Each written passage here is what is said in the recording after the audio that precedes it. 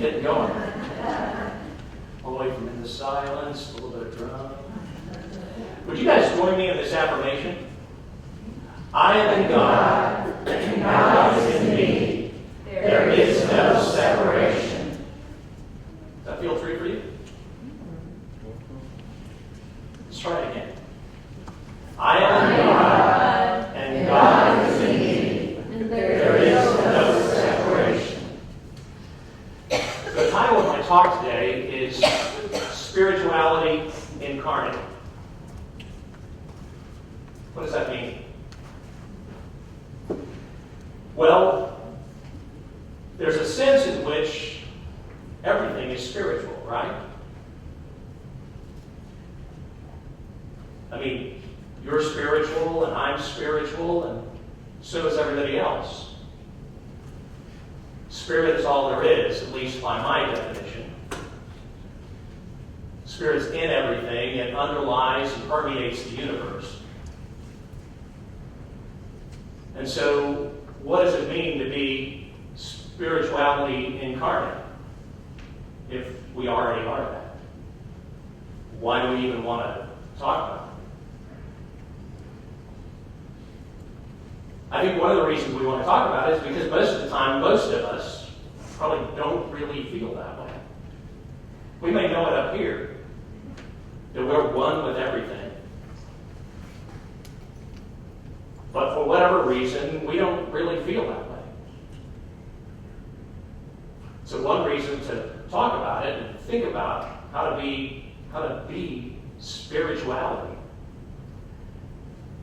is to reconnect with that intellectual knowledge that we have, that we are one with everything.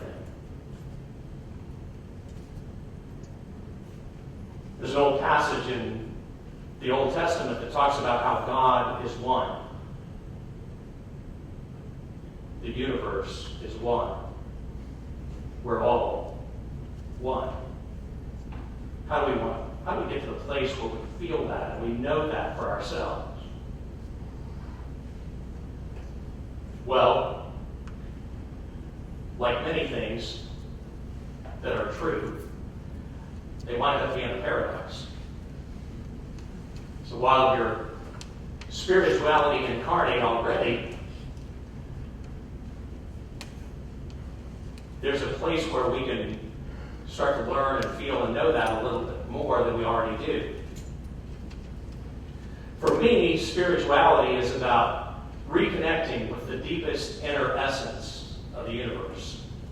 Whatever that is.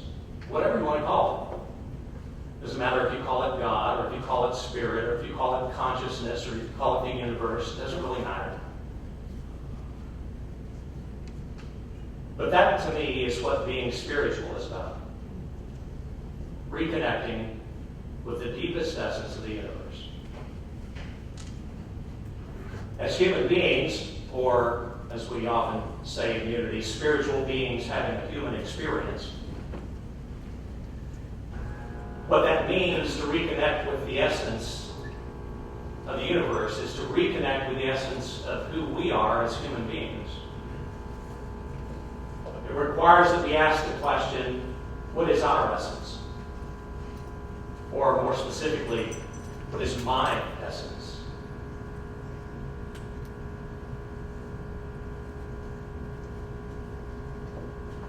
I'm not really interested in a religious answer to that question or a theological answer to that question. I don't really think that matters. I believe you can be spiritual, whether you ascribe to any particular religion, whether you're Christian or Buddhist or Hindu or Muslim or Judaism, whatever your religion, if you have one. And you don't even have to have one, in my view. You can still be spiritual. And I don't really care if you follow particular spiritual practices like prayer or meditation or reading the Bible or going to church or doing yoga, whatever it is. Those are spiritual practices, but in and of themselves, they don't make you spiritual. That said, spiritual practices can help you reconnect with your own essence. And that's really their purpose, in my view. All of his spiritual practices are about helping you reconnect with the deepest part of yourself. That's the purpose they serve. So for me, at least, spirituality is not some badge to be worn or some label to take on. Especially if by saying that, what we're doing is simply saying that we're religious or that we're not religious, as there are so many people today who want to say I'm spiritual but not religious. And it's not necessarily an appropriate label, I don't think, just if we want to say we engage in spiritual practices but aren't interested in connecting with that deeper essence. Or if we say we want to believe in some higher power that we really can't understand or describe, but we're really not willing to do the work to try to understand ourselves or figure it out. Sometimes I think calling ourselves, some people at least, this is a judgment on my part, I'll confess. Some people who say they're spiritual but not religious, I think they just don't want you asking them questions about what they believe.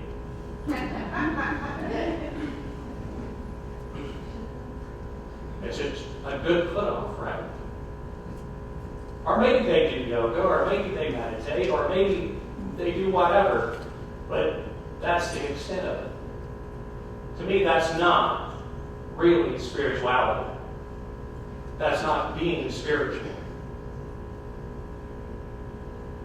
As I said before, I think you can be religious and spiritual. I think you can be not religious and be spiritual. The question is, what does that mean? Even atheists can be spiritual. And many atheists actually claim that for themselves. Some people, despite that truth that we all believe, that we're one with everything, that everything is spiritual. Some people may say they're not spiritual. That's okay. Maybe they think being spiritual means that they believe in God. Or maybe they associate it with religion. Or they just have a difficult time with that word spirit. It is, after all, a word that seems to deny or defy any precise definition. As I said earlier, for me, being spiritual is about reconnecting to our essence. And from my perspective, at least, people can embody their own essence to a greater or lesser degree, and one's essence can change over time. It's kind of like growing up. Hopefully. Hopefully, we become more and more who we are, who we really are, and who we really want to be over time. It's not a process that stops at any particular point as long as you're alive. For me, what does a spiritual person look like? What do they do? For me, it's about two words, really. Authenticity and integrity. Spirituality is about authenticity and integrity. Most of us have heard that old phrase, if we came from previous churches, about Sunday morning Christians. You know, the kind who show up on Sunday morning, go to church, and then forget what they were taught, and forget what they say they believe when they go practice during the rest of the week, go to their work or their job. Being spiritual can be that way too. A person can say they're spiritual and still not follow through on what it is that spirituality is really all about.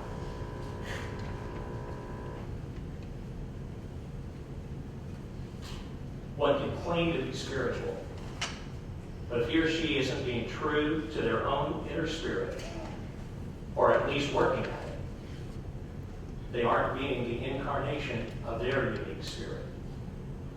At least not in a moment. And we all have moments when we're not. So it's not about judgment.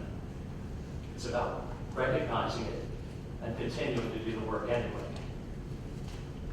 As for what a spiritual person looks like and what they do, well, they look pretty much like anybody else. It doesn't really matter about their job. Being a minister doesn't make you more spiritual. Praying doesn't make you more spiritual. It doesn't really matter what you do. The job doesn't matter, the role doesn't matter, titles don't matter, names don't matter. There's an old Buddhist saying that goes, before enlightenment, chop wood, carry water. After enlightenment, chop wood, carry water. From the outside, spiritual people look pretty much the same as everybody else. If you're around someone long enough, you might start to get a sense of whether they're being authentic and living in integrity. But it's only on the inside that one really knows whether one's being true to oneself. If authenticity and integrity are the keys to being spiritual, then Socrates' old advice, know thyself, becomes critical. Of course, unity teaches that we are one with God. We're created in the image and likeness of God. And at the end of the creation, in the story in Genesis anyway, God pronounced the creation very good. Jesus said, I and the Father are one. I am in the Father. The Father is in me, and I am in you. The I am, in that phrase that Jesus uses, I am in the Father. The Father is in me, and I am in you. The I am, we know, according to the story of Moses and the burning bush, is the name of God. When you use the name I am, you are using the name of God in you. So we who subscribe to this understanding recognize that whatever we do and whatever we say, that is the activity of God in the universe through us. The question becomes, what activity do you want to be? Who do you want to be in the world? I would suggest once again that anyone can answer that question. You don't have to be Christian, and you don't have to be religious. Anyone can answer the question, what do I want to be in the world? A spiritual person, in my view, is one who answers that question consciously. One who doesn't simply operate by default. We all get covered over by beliefs and ideas from our culture, from our parents, from our school teachers, from our churches, from our religions, from the Bible. But a spiritual person doesn't stop there. A spiritual person recognizes his or her freedom and agency.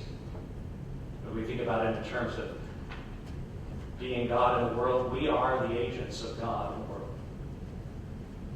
I used to talk about being gap fillers for God.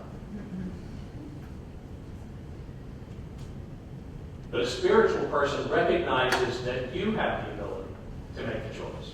And you make that choice consciously. This is who I want to be in the world.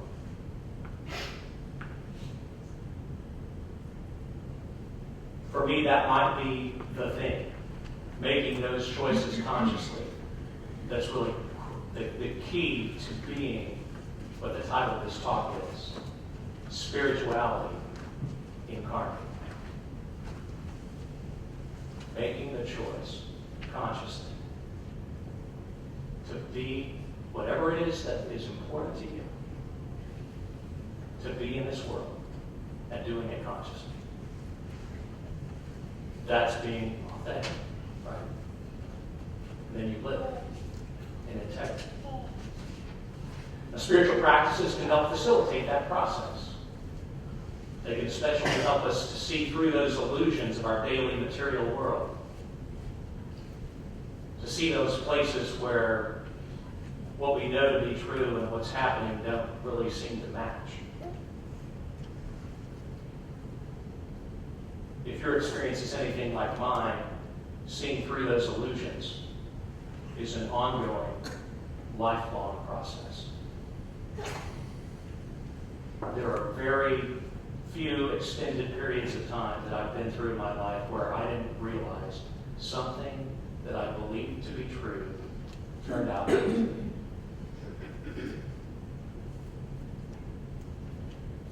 My first unity minister, Reverend Howard Caesar in Houston, used to talk about it, compare it to peeling an onion. How you peel off one layer of the onion, and next thing you know, there's another layer of onion to peel, and another layer of onion to peel, and another layer of onion to peel, and you keep going, and it takes forever to get to the heart of the onion, right? To be able to perceive reality with a capital R as it really is, as it truly is. So being spiritual, or even being spirituality incarnate, is not something we achieve and get to stop and say we've made it, we're done. It's not a goal you can set out here and get there. It's not like a weight loss goal or a running goal or whatever. And wow, I've made it. Spirituality is a lifelong process. Even if we're being true to ourselves in any given moment, the truth is that the world around us changes and evolves and calls on us to change and evolve too. In a few minutes, I'll give you an exercise to help you connect with your essence. But first, I want you to recognize that although I haven't spent a whole lot of time with the Bible, and this is very much a Christian concept. In fact, for me, spirituality incarnate, being spirituality incarnate, is the essence of Christianity. It's really what Christianity is about, if you understand it. As we say in unity, we are all the Christ, in potential, if not in actuality. And whether or not you think it's achievable, it's not an excuse for not engaging. Jesus himself said, all the things I do, you can do, and even greater than these. Think about that. Most of us, we set Jesus off up here. But he said, all the things I do, you can do. In fact, you can even do greater things. Jesus was the great example, not the great exception.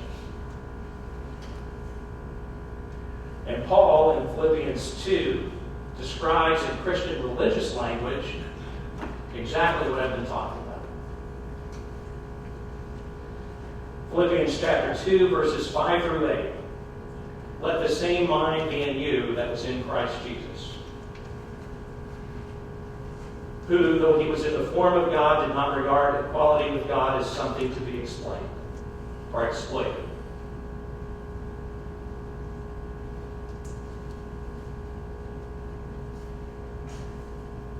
He emptied himself, taking the form of a slave, being born in human likeness, and being found in human form. He humbled himself and became obedient to the point of death. So we start with that idea, let the same mind be in you that was in Christ Jesus. And what mind was that? I am in the Father is in me, and I am in you. And we know we're one with God. But as he says in this chapter, even though we know that, we don't regard that as something to be exploited. Instead, we humble ourselves. We empty ourselves and recognize that we're human. And being found in human form, we become obedient to what is true for us, to our essence, to the point of death.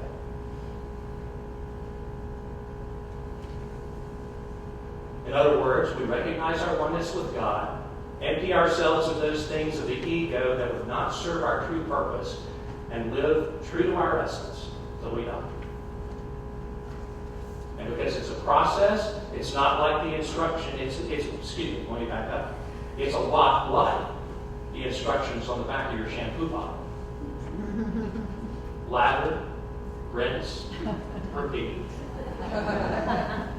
Recognize your oneness with God. Empty yourselves of the things of the ego that don't serve your true purpose. Live your true essence until you die. When you find yourself off course, you do it again. Recognize your oneness with God. Empty yourself of the things of the ego that don't match up with your true purpose, and live true to your essence. Just keep doing it. Now here's your homework. I want you to take some time this week in meditation and consider the values and the characteristics that mean the most to you. Whatever they happen to be. Love, honor, integrity, authenticity, peace, joy, whatever. Paul's fruits of the Spirit. Doesn't matter. But be true to yourself.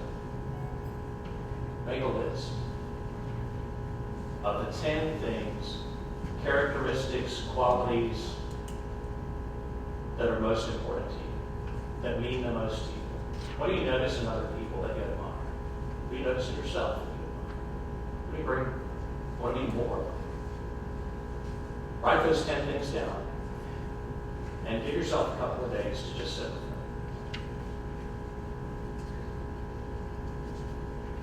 I want you to take some time with this. Don't just do it all at once. But the next time, a couple days later, look at your list again and think about it. You might need to add something. I don't know. Maybe follow something else in the meantime. But at the end of the second time you do it, reduce your list to 5.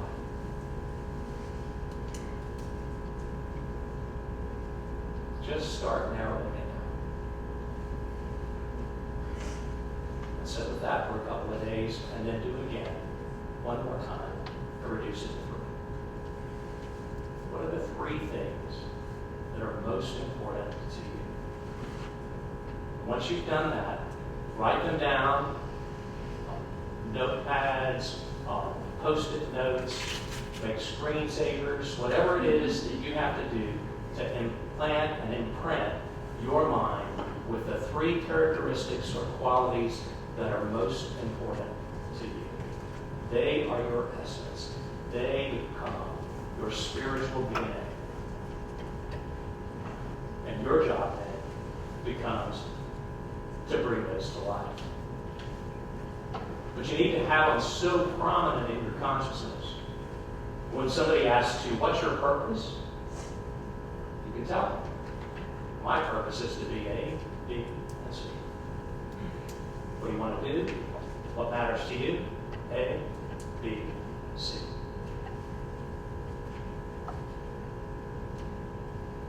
It doesn't matter what your job is. It doesn't matter what your role is in a family or a relationship with anybody. Your job is simply to be those 3 things every day, wherever you are.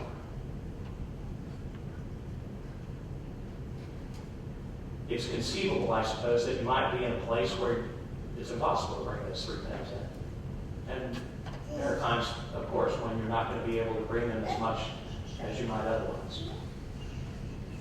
But I think, at least for me, for a long time, I felt like I had to find this job or this career where I could be 100% true to myself 100% of the time.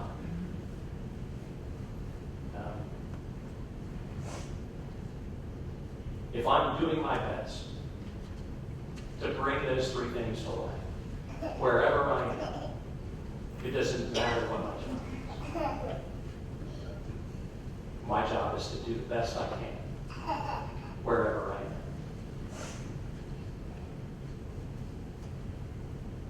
It might be that you discover after you know what your spiritual DNA is that you really do want to find a place where you can do it better. Or can do it more. Or can be more true to yourself. I've done that too.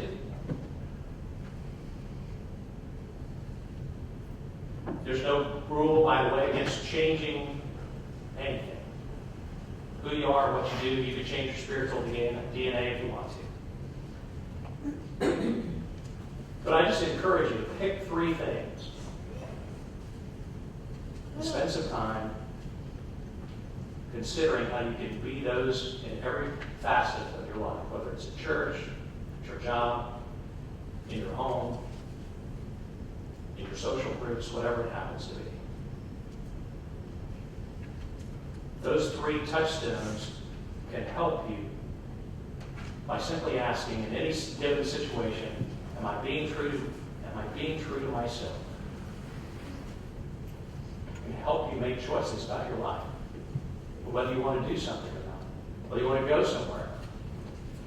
Am I being true to myself? What are my 3 touchstones? This, and this. And if I'm running counter to those 3 touchstones, I'm probably not being true to myself.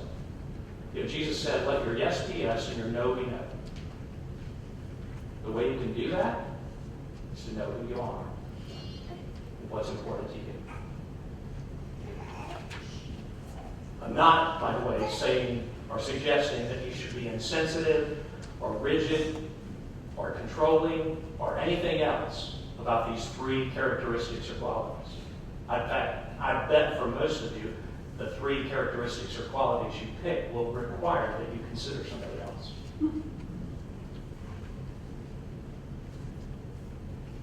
And of course, a lot of our life choices don't really amount to much in terms of our values. It really doesn't matter which choice we make a lot of the time.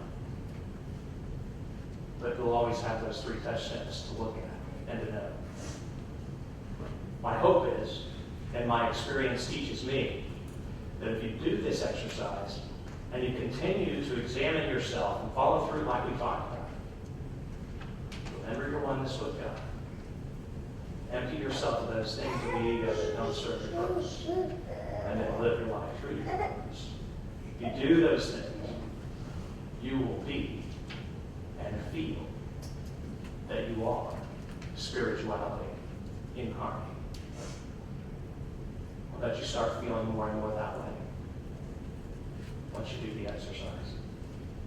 Being spirituality incarnate is, after all, the truth of your being. Truth of your being. I want to point out, this is just sort of a bonus for those of you who like to read. A couple of books. That exercise I gave you, with a slight modification, comes from a book by Dr. Jill Carroll, a professor, used to be a professor at Rice University teaching comparative religions. And the book's name is Stop the Crap. And the second book is a book that your minister recommended that I read some time back, and has really, for me, become my own Bible. And it's called Finding Meaning in the Second Half of Life. It's by James Hollis. I think I've given you enough to do.